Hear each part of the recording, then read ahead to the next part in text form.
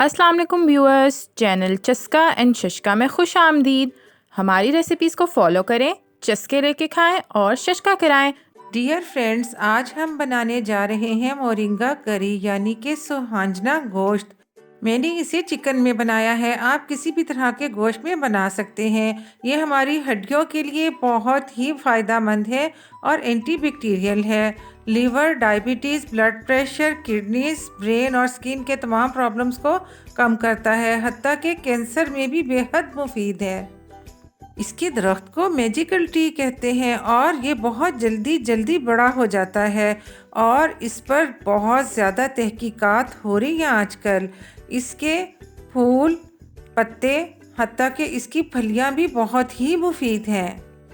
तो चलिए चलते हैं रेसिपी की तरफ। मैंने इसके फूलों के बूर को गोश्त के साथ पकाया है और गोश्त लिया मैंने चिकन का। ये इतना मज़े का बनता है कि सोचें आपकी, इंतहाई मज़ेदार, बहुत चटपटा, बहुत ही खुशबूदार और बहुत ही आसान। जिसको भी खिलाएंगे दिल जीत लेंगे आप उसका। सर्दियों में इसका मौसम होता है, सर्दियों में पकाएं और खूब मज़े उड़ाएं। लेकिन आप गर्मियों में भी इसके तमाम फ़ायदे से मुस्तफ़ीद हो सकते हैं। गर्मियों के लिए इसको बॉईल करें और फ्रीज़ करें। जब दिल चाहे डीप फ्रॉस्ट करें, गोश्त भुने और इसमें डाल लें बस। मैंने सुहांजने का बूर लिया आधा किलो और इसमें से तमाम खिले हुए फूल, पत्ते और डंडियाँ अलग कर ली। इसे साफ़ करना भी आर्ट है, वो फिर किसी अलग वीडियो में मैं आपको बताऊंगी कि इसको साफ़ कैसे करना है और अलग कैसे करना है। बहरहाल ज़्यादातर इसकी सफाई हुई भी है। मैंने इसके छोटे छोटे जो पत्ते और फूल और डंडियाँ रह गई थी वो भी अलग कर ली। अब एक खुला बर्तन लें और उसमें ये सारा बूर डाल लें। डालने के बाद इसमें खुला डुला पानी डालें। पानी डालने के बाद इसको टोटल कवर नहीं करना। इस पर एक वुडन स्पून या कोई दूसरा स्पून जो आप यूज़ करें हैं रख के फिर ढक्कन रखें, क्योंकि इसमें जब बॉईल आना शुरू होगा तो इसका बाहर गिरने का बहुत ख़तरा होता है। इसको 15 मिनट के लिए बॉईल होने दें। फ्लेम को मीडियम रखें। उसके बाद इसको अच्छी तरह से मिक्सअप करें और इसको स्ट्रेन कर लें। ये वाला पानी फेंक दें और इसको दोबारा उसी बर्तन में डाल लें जिसमें आपने पहले बॉईल किया था। दोबारा से नया पानी डालें और फिर से 15 मिनट्स के लिए उसको उसी तरह से स्पून रख के कवर करें और उबलने दें। 4 से 5 दफ़ा पानी को बदल लें और बार बार बॉईल करें। देखें जब ये फाइनली गल जाएगा बिल्कुल, तो इसकी मखसूस कड़वाहट दूर हो चुकी होगी। अब इस पे ढेर सारा पानी बहाएं और इस स्टेज पे चख लें। वैसे आम तौर पर 3 या 4 पानियों में ही ये बहुत अच्छी तरह से गल जाता है और सारी कड़वाहट दूर हो जाती है। बाज़ औक़ात 5वां पानी भी बदलना पड़ जाता है। इसके बाद इसको अच्छी तरह से दबा दबा के हाथों से निचोड़ लें और किसी बर्तन में रखते जाएं। मैंने देखिए इस सारे को अच्छी तरह से दबा कर निचोड़ा है ताकि ये बिल्कुल ड्राई हो जाए और पकाते वक्त बहुत ही फर्स्ट क्लास सा फ्लेवर आए इसका। अगर इसमें पानी रह गया तो पकाते वक्त बहुत ज़्यादा ये गल जाएगा और बिल्कुल पेस्ट की तरह हो जाएगा, फिर वो भी मज़ा नहीं देता। इस तरह से खड़े खड़े से इसके तमाम दाने अलग अलग रहेंगे। इसे एक साइड पर रख लें। इस तरह से आप इसको फ्रीज़ करके 5 से 6 महीने तक रख सकते हैं। अब एक पैन को गरम करें और इसमें 1 कप भर के डाल दें देसी घी का। बड़े बूढ़े कहते हैं कि सुहांजना के सालन में 3 हांडियों जितने मसाले डलते हैं, लेकिन 3 तो नहीं, तकरीबन 3 जितने डल ही जाएंगे। मैंने इसमें 3 बड़े प्याज काट कर डाल दिए और घी भी खूब कप भर के लिया था। प्याज को उस वक्त तक फ्राई करें जब तक कि वो गोल्डन ब्राउन ना हो जाए। जब प्याज गोल्डन ब्राउन हो जाए तो लहसुन और अदरक भी इसमें ज़्यादा ही डलेगा। 2 टेबलस्पून मैंने इसमें डाल दिए लहसुन के और 2 टेबलस्पून डाल दिए अदरक के। ये दोनों आपने कूट के डालने हैं, इसकी पेस्ट नहीं डालनी। थोड़ी सी मेहनत करेंगे तो ज़्यादा मज़ा आएगा। इसको 3 मिनट के लिए फ्राई कर लें और 3 बड़े टमाटर लेके उनका पेस्ट बना लें। टमाटर भी देखिए इसमें ज़्यादा डल रहे हैं, वो इसमें ऐड कर दें और इसको अच्छी तरह से भूनें। अब टाइम आ गया खुश्क मसालों के डालने का।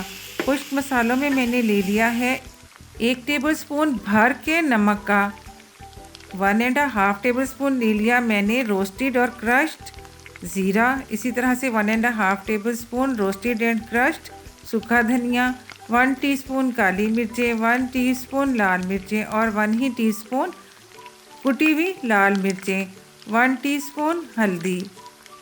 इन तमाम मसालों को जो मसाला भून रहा है ऑलरेडी उसमें डाल दें और इसको उस वक़्त तक भूनें जब तक कि घी अलग ना हो जाए।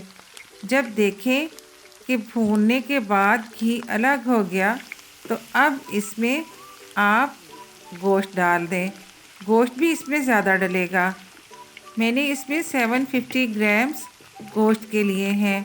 आप 1 केजी भी ले सकते हैं और इससे कम भी, लेकिन कम में इतना मज़े का नहीं बनता। गोश्त जितना ज़्यादा होगा उतना ही मज़े का बनेगा। जब देखें कि गोश्त ने कलर चेंज कर लिया तो 1 कप भर के इसमें पानी का डाल दें। इसको अच्छी तरह से मिक्सअप करें। मिक्सअप करने के बाद फ्लेम को बिल्कुल लो कर दें। इसको कवर करें और 20 से 25 मिनट के लिए पकाएं ताकि गोश्त अच्छी तरह से गल जाए। इसमें गोश्त भी ज़्यादा गला हुआ ही अच्छा लगता है, लेकिन इतना ज़्यादा ना गलाएं कि घुल जाए। कवर करके 20 से 25 मिनट के लिए पकाएं और उसके बाद ढक्कन खोल दें। अब ढक्कन बंद नहीं करना क्योंकि गोश्त काफ़ी गल चुका है। इसको अच्छी तरह से भून लें। एक कहावत है ना कि घी बनाए सालना और बड़ी बहू का नाम, तो यहाँ पर ऐसा नहीं है जनाब। बहू बड़ी हो या छोटी, घी ज़्यादा ही डलेगा तो सालन अच्छा बनेगा, अदरवाइज़ नहीं। देखिए इसमें इस वक्त तो घी बहुत ज़्यादा लग रहा है, लेकिन बाद में ये बिल्कुल कम हो जाएगा। अब 1 कप भर के इसमें हमने दही का ऐड करना है। अब आप कहेंगे दही भी इसमें ज़्यादा जा रहा है। अगर इसमें 3 हांडियों जितना मसाला जाएगा तो आपको मज़ा 6 हांडियों जितना आने वाला है। इसके जायके का इन्हिसार ज़्यादातर इसकी भुनाई पर है। इसको अच्छी तरह से भुनें उस वक़्त तक जब तक कि दही का पानी भी बिल्कुल खुश्क ना हो जाए और घी अलग ना हो जाए। जब घी बिल्कुल अलग हो जाए तो अब इसमें आप डाल दें 1 टेबलस्पून भर के चाट मसाले का। और हमेशा की तरह मेरी तरफ से सैल्यूट है उन कुक्स को जिन्होंने चाट मसाला ईजाद किया। इसके बाद आप 1.5 टीस्पून डाल दें पिसे हुए गरम मसाले का। ये भी इसमें बहुत ज़्यादा मज़ा देगा। इसको अच्छी तरह से मिक्सअप कर लें। इसको मैंने इस स्टेज पे इसलिए डाला, एंड पे इसलिए नहीं डाला कि फिर एंड में ये मिक्सअप नहीं होगा, क्योंकि सुहांजना बहुत सख्त ड्राई होता है और वो तमाम घी भी पी लेगा और मसाले भी, तो इसलिए सुहांजना मैं बिल्कुल एंड पर डालूँगी। अब सुहांजने को बिल्कुल अलग अलग कर लें। ये देखिए इसके दाने अभी तक बरकरार हैं और यही इसकी खूबसूरती है। अगर आप इस तरह से बॉईल करेंगे और इस हद तक बॉईल करेंगे कि उसके दाने अपनी शक्ल ना खोएं तो तभी ये ज़्यादा खूबसूरत लगेगा। मैंने कितना दबा के भी निचोड़ा, फिर भी इसके दाने वैसे के वैसे ही हैं। इसको उस वक्त तक भूनें जब तक कि घी अलग ना हो जाए। जब घी अलग हो जाए तो 1 मुट्ठी भर के हरा धनिया कटा हुआ डाल दें और 4 से 5 जुलियन कट कटी हुई हरी मिर्चें डाल दें। मैंने हरी मिर्चों के बीज रिमूव कर दिए हैं। अब इसे डिश आउट कर लें। तो गाइस, ये है हमारी रेसिपी की फ़ाइनल लुक। उम्मीद करती हूँ कि आपको आज की रेसिपी पसंद आई होगी। हमारी रेसिपी को फॉलो करें, चस्के लेके खाएं, फ्रेंड्स और फैमिली को शशका कराएं। अगर आप मेरे चैनल पे नए हैं तो मेरे चैनल को सब्सक्राइब करें और बेल आइकन को प्रेस कर दें ताकि मेरी हर नई आने वाली वीडियो आपको सबसे पहले मिले, वो भी फ्री में। वीडियो पसंद आए तो थम्स अप, ट्राई करें और इन्जॉय करें और मुझे अपनी दुआओं में याद रखें। अल्लाह हाफिज़।